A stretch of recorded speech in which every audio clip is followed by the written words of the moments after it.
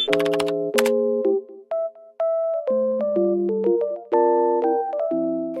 semuanya, selamat datang pada video kali ini.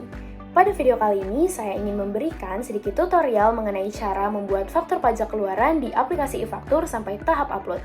Sebelum itu, perkenalkan, nama saya Naomi Kristi, merupakan mahasiswa Universitas Diponegoro, jurusan Akuntansi Perpajakan, yang mana video ini juga merupakan salah satu bentuk pemenuhan tugas dari mata kuliah Praktikum PPN dan PPNBM yang diampu oleh dosen Ibu Siti Nur Aini Hidayah, SSTM ACC.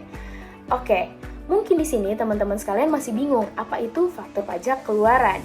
Jadi, faktur pajak keluaran adalah bukti pemotongan atau pemungutan atas PPN keluaran yang mana diterbitkan atau dibuat oleh PKP yang melakukan penjualan, yaitu penyerahan BKP atau JKP kepada pembeli.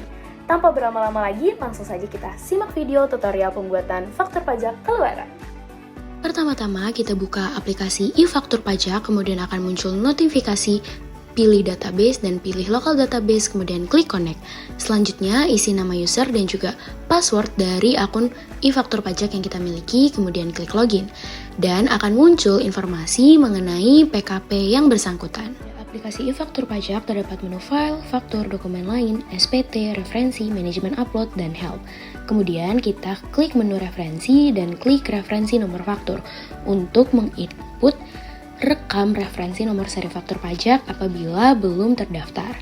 Nah, karena di sini dari e-faktur pajak akun yang aku miliki sudah, maka tidak perlu lagi untuk merekam referensi nomor seri faktur pajak. Selanjutnya kita akan input referensi barang atau jasa dengan klik menu referensi, klik barang dan jasa, dan administrasi barang atau jasa. Kemudian klik tambah dan masukkan kode, nama, dan harga jual barang atau jasa. Kode diinput jika ada. Jika nama bisa diinput dengan lengkap dan harga jual barang atau jasa juga bisa diinput secara lengkap. Kemudian pada kolom termasuk PPN dapat dicentang apabila harga sudah termasuk PPN, namun jika belum dapat dikosongkan. Selanjutnya kita klik simpan, maka referensi barang dan jasa sudah tersimpan. Dan apabila ingin menginput referensi barang dan jasa lainnya, dapat dilakukan step by step berulang seperti yang sudah dilakukan sebelumnya. Nah, di sini sudah tersimpan 3 jenis barang yang berbeda. Selanjutnya, langsung saja kita membuat faktur pajak keluaran dengan klik menu faktur, klik pajak keluaran, dan klik administrasi faktur. Kemudian untuk merekam faktur, klik rekam faktur, dan akan muncul menu input faktur yang di bagian pertama adalah dokumen transaksi. Faktur pajak keluaran pertama, detail transaksinya adalah kepada pihak yang bukan pemungut PPN dan jenis fakturnya adalah faktur pajak normal. Isikan pula tanggal dokumen sesuai dengan dokumen transaksi, yang mana 2 Desember 2015. Dan pada bagian masa pajak dan tahun pajak di laporan SPT akan otomatis berubah mengikuti tanggal dokumen. Kemudian untuk nomor seri faktur akan disesuaikan dengan nomor seri faktur pajak yang telah direkam. Kemudian klik lanjutkan dan akan masuk ke bagian lawan transaksi, yang mana kita harus menginput NPWP, nama serta alamat dari lawan transaksi kita, yaitu pihak pembeli. Pembeli pertama di sini adalah CV Nusantara. Kemudian kita klik lanjutkan dan klik rekam transaksi, kemudian klik cari barang atau jasa untuk menginput nama barang atau jasa yang dibeli oleh CV Nusantara. Kemudian klik barang yang terkait, lalu isikan jumlah barang yang dibeli oleh CV Nusantara dan juga isikan diskon yang didapat oleh CV Nusantara. Maka pada bagian DPP dan PPN akan langsung terhitung secara otomatis sesuai dengan jumlah barang serta diskon yang didapatkan oleh CV Nusantara. Dan pada bagian PPN itu mengikuti tarif yang berlaku pada tahun 2015 yaitu sebesar 10%. Kemudian klik simpan dan klik yes apabila ingin menginput transaksi barang selanjutnya masih pada satu faktur pajak keluaran yang sama. Kemudian jika sudah menginput semua barang atau jasa yang dibeli oleh CV Nusantara, klik simpan. Setelah klik simpan, akan muncul notifikasi baru apakah ingin membuat dokumen faktur baru terkait transaksi baru. Jika iya, klik yes.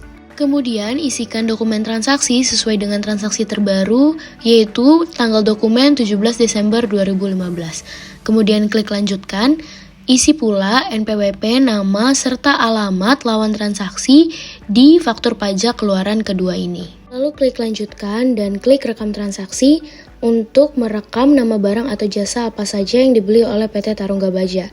Tidak lupa juga mengisi jumlah barang dan juga diskon sesuai dengan jenis barang yang dibeli. Setelah semua jenis barang dan jasa yang dibeli telah terekam, klik simpan. Kemudian klik yes apabila ingin membuat dokumen faktur pajak keluaran yang baru. Untuk faktur pajak keluaran ketiga, tanggal dokumennya adalah 24 Desember 2015. Kemudian klik lanjutkan dan isi data diri dari lawan transaksi, mulai dari NPWP, nama, serta alamat. Pembeli ketiga adalah atas nama PT Agung Karya. Lalu klik lanjutkan dan klik rekam transaksi untuk merekam barang atau jasa apa saja yang dibeli dari PT Agung Karya.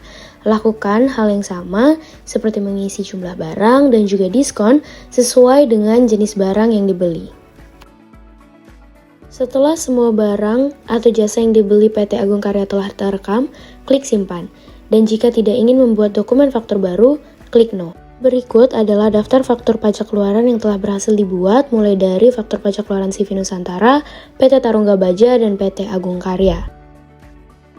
Kemudian dapat dilihat pada bagian status approval itu belum di-approve. Selanjutnya, kita juga dapat mengubah faktur pajak keluaran yang telah kita buat apabila ada yang salah input dengan cara blok faktur pajak keluaran terkait, lalu klik ubah, lalu klik pada bagian mana yang ingin diubah, apakah dokumen transaksi, atau pada bagian lawan transaksi, atau detail transaksi. Jika sudah diubah, klik simpan dan klik OK. Maka akan terlihat tanggal berapa faktur pajak keluaran diubah, serta siapa pengubah dari faktur pajak tersebut. Selanjutnya, pada bagian status approval masih dalam keadaan belum approve karena faktur pajak keluaran belum diupload. Apabila ingin mengupload faktur pajak keluaran, kita dapat memblok faktur pajak keluaran terkait, lalu klik upload, dan pastikan faktur pajak yang ingin diupload sudah siap atau benar karena tidak dapat diubah lagi apabila sudah terupload. Jika sudah yakin, klik yes, kemudian klik OK. Maka status approval akan berubah menjadi approval sukses. Pada faktur pajak keluaran yang sudah approval sukses dan belum approve memiliki fitur yang berbeda. Pada faktur pajak keluaran yang belum approve, terdapat fitur upload, ubah, hapus, lihat detail, serta preview. Sedangkan untuk faktur pajak keluaran yang sudah terupload, fiturnya berubah menjadi pengganti, retur, batalkan faktur, lihat detail, PDF, serta preview. Pada fitur preview, kita dapat melihat bentuk dari faktur pajak keluaran yang telah kita buat. Kemudian, kita dapat mengupload faktur pajak keluaran yang berbeda secara sekaligus dengan cara memblok faktur pajak terkait, kemudian klik upload, klik yes, dan klik OK. Maka, status approval akan berubah menjadi approval sukses. Terdapat juga fitur filter pada daftar faktur pajak keluaran, yang mana dapat menentukan filter sesuai dengan field yang dipilih. Seperti contohnya di sini adalah field status approval, yang mana isi nilai pembanding sesuai dengan keterangan. Di contoh ini adalah approval sukses, yaitu nomor 3. Kemudian klik QR dan klik simpan. Maka, daftar faktur pajak keluaran akan menampilkan faktur pajak keluaran dengan status approval, yaitu approval sukses saja. Kemudian kita juga dapat mendownload faktur pajak keluaran secara PDF dengan cara memblok faktur pajak keluaran terkait, lalu klik PDF, dan berikan nama sesuai dengan yang diinginkan atau dibutuhkan. Lalu klik save, dan klik OK. Maka, faktur pajak keluaran telah tersimpan secara PDF. Setelah semua selesai, kita dapat mengklik menu file, kemudian klik exit untuk menutup e-faktur pajak. Nah, itu tadi cara membuat faktur pajak keluaran di aplikasi e-faktur pajak. Gimana teman-teman? Mudah bukan? Jadi teman-teman jangan bingung-bingung lagi ya. Dan bagi teman-teman sekalian yang ingin mencari tahu mengenai perpajakan lebih lagi, bisa mengunjungi website DJP dan juga menghubungi fasilitas komunikasi yang disediakan oleh DJP di Kring Pajak, yaitu di 1500-200. Teman-teman jangan lupa juga untuk like, komen, dan share video ini supaya bisa lebih bermanfaat lagi bagi orang banyak. Cukup sekian dari saya, jangan lupa, generasi bijak taat pajak. Bye!